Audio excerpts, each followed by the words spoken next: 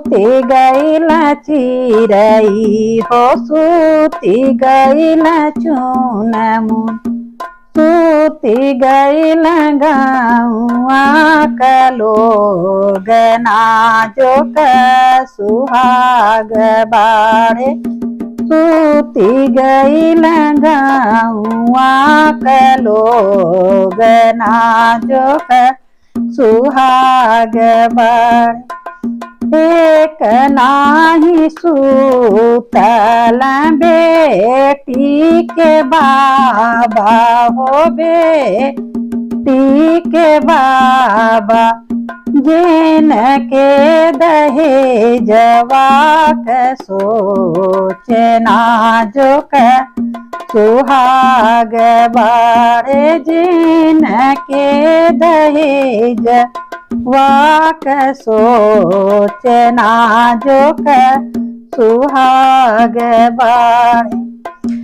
एक नाही सूतली बेटी क माता हो बेटी क माता जिन के बिटिया सोचना जो सुहाग बाड़े जिन के बिटिया सोचना जो सुहाग बाड़े सूती गईल चिरई हो सूती गईल चुनमुन सूती गईल गौआ गना जो सुहाग बाड़े एक नाही सूतल बेटी के चाचा हो बेटी के चाचा जिन के दहेजवा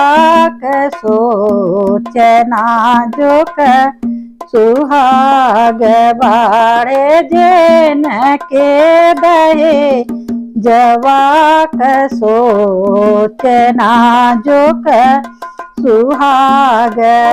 नाही सूतली बेटी के चाची हो बेटी के चाची जिन के बिटिया सोचना जो सुहाग बाड़े जिन के बिटिया सोचना जो सुहाग बाड़े सूती गईल चिरई हो सूती गईल चुनमुन सूती गईल गौआ गना जो सुहाग बाड़े सूती गईल गौआ गना जो सुहाग बाड़े।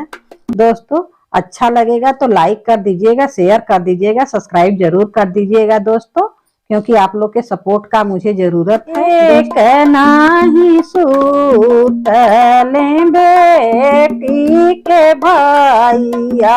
हो बेटी के भैया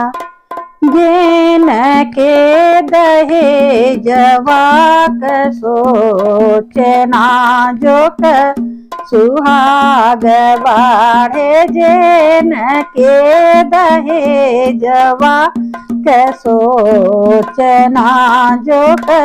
सुहाग नाही सूतली बेटी के भाभी हो बेटी के भाई के ननदिया सोचना जो सुहाग बाड़े जिन के ननदिया सोचना जो सुहाग बाड़े सूती गईला चिरई हो सूती गईला चुनमु सूती गईले गाँवा कलो गना जो सुहाग बाढ़े सूती गईले गाँवा कलो गना जो